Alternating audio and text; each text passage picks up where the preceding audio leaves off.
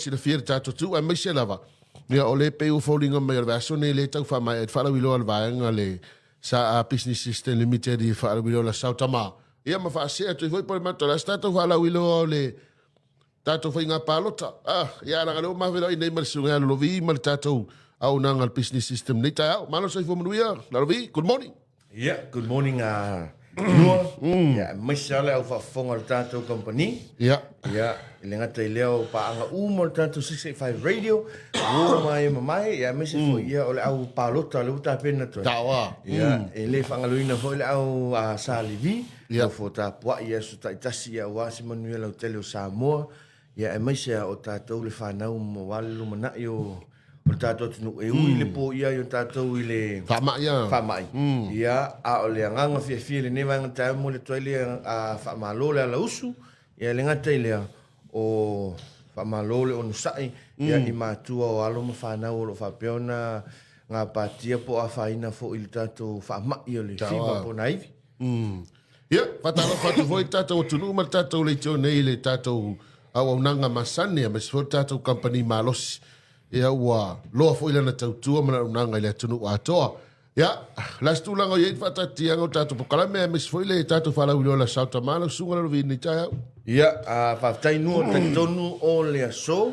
Ia. O toi aso nei o le tātou Father State. Pei ona iei le lautele o le tātou tunu i company business. Ia sa whama e ina la tātou Father State le vai so tuana. Ia, a o le anganga le tātou company o toi tu ato le nei vai so ato. Post Father State. Ia, mo toi ngā whātaunga. Sao le. Po o mea lofa mulmuliani al toina. Ia, le ana mon mawina nei vai aso nua. Ia. TV ia o le peia o le meana o le uta pena mai le taalonga al man Samoa. Ia. I le vai aso Asfo. Astona. Ia, o testa le a tunu mamau. Ia, ele ngata le o taalonga liki. No, ia, kata orto Samoa. No Samoa. Ia, ai awala o le peo le nganga na o to tele whanau. Ia, o isi o nei tama pusa aisa. O le tūle tātou rice cooker, ia, lo amatana waita ma, o amatana titilo le soifua la ala, ia.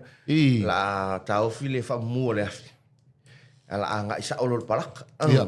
Le ia tātou rice cooker, multi-function cookers, ia, multi-cookers la, ia, se fulu lua itu ainga mea, ai ova atu fo ia, mwhaiona e kukaina. Okay. O le ulo e mwhaiona tu nuai lau alaisa, e mwhaiona whai e lau supo, mwhaiona whai e lau slow cooker, waenga o na whalai e lengi. Le whai saka a. O saka lai tanga, ia lai tua. Awe peye, o le mangongi al whaarifu o a. O le taingafi lava. Ai voi le ona mana yo nei olo ona, ona te lisi wil me leo tu por termine. E te len tu fa fo se ima lo to i. Ala la e vave ma. Vave ma. Sa le mu. E maua o tonu fali le lo le mele le tu ta pena lai tua ya lai e ta to malo vai nga ta una. Ia o le tau tua na la compania mana tua la no. Ia. Mai so tua na ile na fa la wilo ai o le aso ata ya fa ile se ina le ta tu se. Okay. Mo le Father State. Tolo.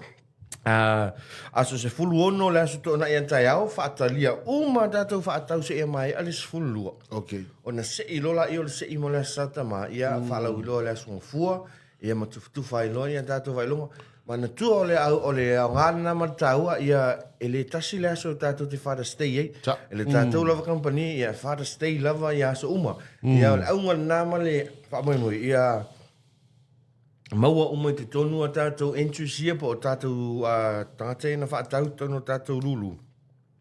Ina ia mawhai o na se i ina ma maua umai ama no ia launga tasi umai tātou se. Lono winga o tātou whaatau fwoi le whai nei lalo vi e anga varse. Pe na o le vai asonen se vai tu nei mar te mina rana tātou special. Sa o lei nua e o mai lava ne uma vai solo te a mata mai le so lua se e pa ia tai au fatau uma amat e ngata ile sutasi se fulu lua tai au ia ole a ngai matono tatu si mana ia so ole titilo na la company ia one ia uma tule fala wilo le tatu Father Stay special le ia tatu TVs O ai le tamai sau i su mai te au te se fulu te su tasi. Ala te anga wa ala wa tatu se ilanga o tatu se iu fa pitoa mo tama. Mo tama. Ia, fa poponga i lunga tatu fa ala wiloa lea tatu Father's Day special. Na ia ile tatu online contest lea na tu mai lunga lea so lua. Pous se ata, polea se ata tau o imalo tama. Na maua mai le P4.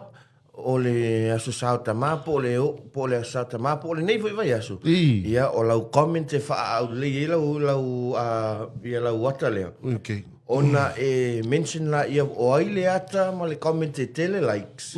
Ia, o manu malo e tolo tato whailonga. Tasi le whailonga e te manu malo i se tolo sulua inisi a TCL Smart TV. Ia, ma le lua ta i se lauta la cash. Ia, e whaopopo i lunga tato whailonga i 5. Le ia tato cash prices e 5 ta i lua se lauta la. Mana ia. Lono winga ali lau sunga la lovi o le afoi. Whala wilo la le tato e se mai le sei. Ia, e se mai le sei. O inga i kaunga whailau post. Whailau, ia, o lunga le tato post le na luatu. O lalo la le vaenga le comment. E comment ana ia ilau. Ia le ata o siu, po o lua malo tama. O ia tato entries ai mana tua. Whaangata na nei le se fulu lua entries. Ia, ona whaitau mai lola ina o tato manu malo. Se ilal kamanga la sungfua. Ia, se i whatasi le songfua, o tu whailoa tato whailonga.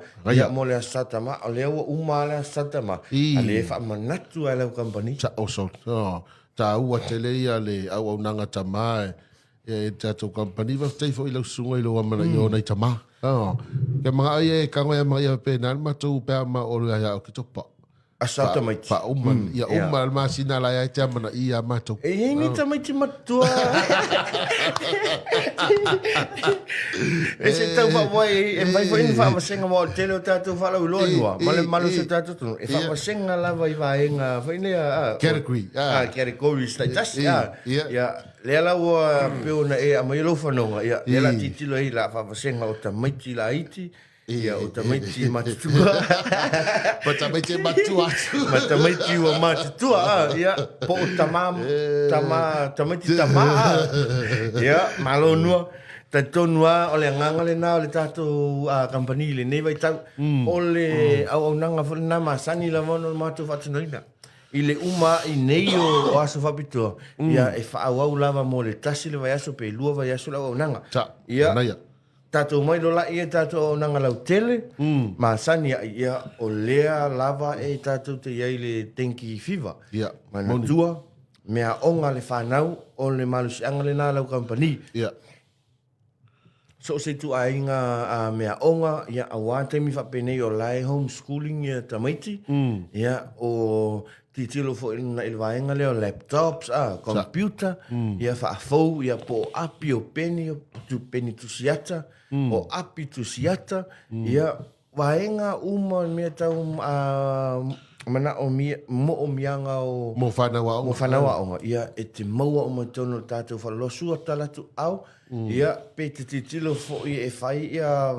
Nei vaenga ia, nei whaia onga ia whaia lato wa onga fiafi. O lo maua tātou whiteboard, mo tutorials ma ainga pena, o lo maua tātou student desk, e ma whaia no mātou tu whatasia ia le kesi lea to a whāto o ono ta mai ti lunga. Ia mo le whawhaingo fia ino le o onga fiafi ma ainga na. Ia ai mata i tūlelei.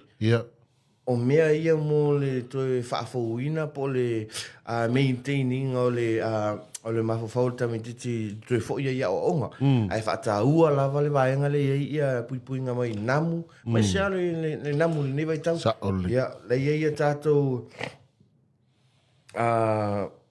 cleaning le o loia mo le cleaning o maota ma lawa.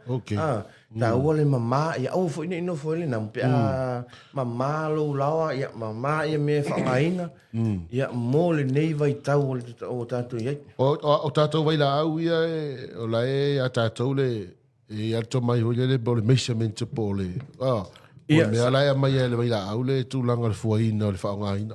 Sa o le inua, o le, o lana leo tātou tanoi le tūle le vai la au, e se tātou vai la au ia e whangaina ia le namu.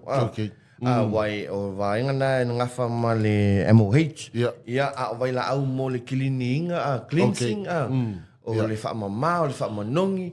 Ia o mauta malawa, o lo mau i tono tātou whalo. Ia o na tari la i o le fisili, ta ua tele, wai a ova fui. Ia o iei le sentu a malosi le manongi, ia ua whaina tamititi pe a whaina ia oi tātou matua. O lo iei lava, e lotu lava tātou whangu vai la au, e ia tātou tasi le lita, lua le lita, ia 5 e anga i se fulu whang paula poa. Ia o lo iei lava measurement i tua. Ia mo le vaenga le a whape whaalika lau paelo le a mock bucket. Ia pe ono au nese le te leo lau vai la au e alu tonu. Ia e te titilo anga e vaenga. Ia wai tau o tele le fisili leo whafisili ngia ni vaenga tai. Se whetupe. Wale tele o tatou masani paino clean. Se tala whata i tai. Tua tu paino clean mo le whamaina o tātou mauta malao e te aloa tua taita o fika i lungo le manongi. Sao I le mānei o le manongi. Ia e le fika le vaila au i lungo o le luna malosi. Mai ngai pui e seifua maroloina. Seifua maroloina. Ia maua umai tono tātou whale o loa tātou vaenga nei. Ia o le tu ia tātou printings. Okay. Onga le whale mo le whanau print ia tātou e free papers o latou learning e foa latou mea onga whai latou test quiz sua ta latou au lo mo tātou whaatino ina lea vaenga ia e le ngata le nanua o tātou learning charts o le taimi tāua lava le nei tuaonga lai wo iai le matua tausi fia te le tātou tina matua whaile mea lea ABC, te whaafou mai le leo la o ina o le whanau. ABC ia o lanu o i tu o vaenga o le kelope o tātou charts mo continent, vaenga whapena, ia o le tu vai ina o le Pasifika, o lo i lungo te tono ma tātou whalaloa, mana tu whanau iti ane i lalo le preschool, lo ia tātou talking charts, pe ana tātou noa i fui. Ia o tātou talking charts na e lua lava ma ai o lai, ia e o omia le tamaititi, ia o le ei, o na tautala mai la, ia o tātou chat ia i le whanau. Ei, A for apple. F for fast. B for freaks. Wai, o leo tai vai ga ia tatele se la vala sungola lo vi o tatu silingi ali tau o tato mea o masani vo yo api A4 api 5 wai o le si vai ga le o tula mai o le wato ni le la alu le tolu vai aso tu wa fa na o no fa mai e mau ala to nga me vo le wa a mai mea o fa e o mala fa mea o ma vela api ia sa mai a ver o ke mi ngi yo so o tali dai wale ngi api wa ve mai o ngale mai me o ave la pi me o ave la pi ai mana o mia lava ia la le me se la si api vai va lava ta pena a one i fa mai mo wina lon time sa o le a ta o sili o tatou api maua uma tatou api mo so se vasenga so se mata upu mai lava le preschool nga i lungo le e tatou university le ia tatou 1P5 ta la 5 ia 2P5 na ia le lua ta la 5 hard covers ia amata tu lava inalo le ta la 5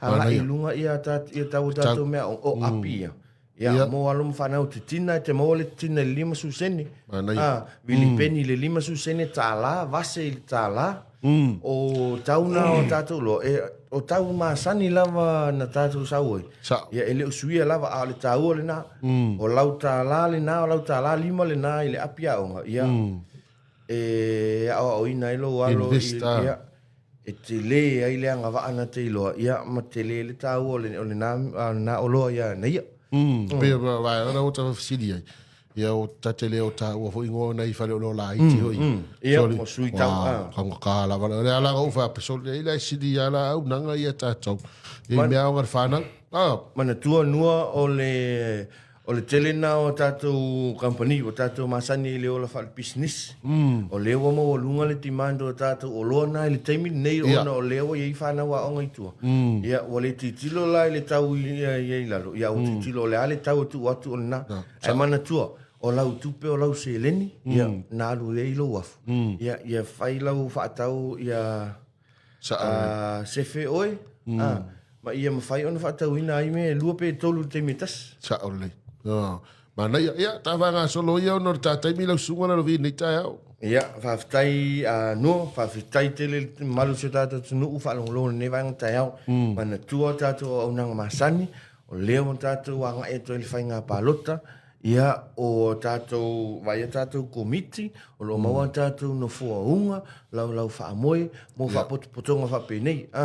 Containers o leo te mai tau atu, o leo fweu o le tātou whainga pālota len no tuanai. Ia. Na whaongaina ia pusa lau papa. Leo te vai tu leo whaonga containers. Ia, lai maua tātou containers so se sizes. Ia, mo le vaenga lea, o uma lava ta pinanga e mwhaiona alo i containers ia mwhaiona storage boxa. Mwhaiona alo i tonu waia, mwhaiona lao i tonu mea whaonga mo... Whale pālota maenga umana au le taua. O nei mau, nei mea uma, ia sa o lau pālota. Sa ora palota. Sa ora palota. Ia, a o le lau lungo le nei aso, momoli le nganga le whaftai, pa ia mo le mali se tātou tinu, i tamau, tina, o alo ma whanau, sa whapeona whatauai, i lungo le tātou Father's Day special, ia au wase mea lofa le sa tamau, o le tāua le nā o le nei vai tau wapenei, se tātou momoli le whaftai, e ala i se mea lofa o se tupe, o le alava, ia mai lau company, lau Business Systems Limited, ia e tali masinei ai fo i leanga le lei, o le ngā lulue puno wai o tātou tamā. Ia, i le savalinga i tau sanga te tasi maaso umo le neiola. Ia, nua, au le nei vaenga tai au, o le nganga lava i le whaftai fi whaaleo, whai ea umusui o le mātua pule, a whapea le... Loa le tātou business system i la e tolu. Ia, mo le toi le whaftai le lango whai pea lo tātou o tinuu. Ia, i whātau inga i aso tai tasi. Tanga te lea, ia le whaftai nei pule a onga ma lo le onu sai. Ia, i le ngā pātia i fo le tamu whai catch up ia mea onga alo whanau. Ia, le sua tu whai matala tu au, ia ai le ngā te lea. Pa anga tātou 685, whalongo mai pea, ia ma sua tu whai tātou whaloloa. Ia au wā fi whaatau inga masani, ia o aso tai tas. Ia o la fo isi upu foi po la se ngana o le tau tamali, le newa inga tai au. Ia matua atu lava i le nai tu, ia tātou te iei whaatasi mle li, ia i le mea tātou te fia ai. Ia ma tātou manu i ai, a le newa inga tai au whawhitai nua, ia o oi o le tau tai o le tātou burkalame. Whamanu ia le tua, ia inga ruenga ma tiute toi. Malo whaftai.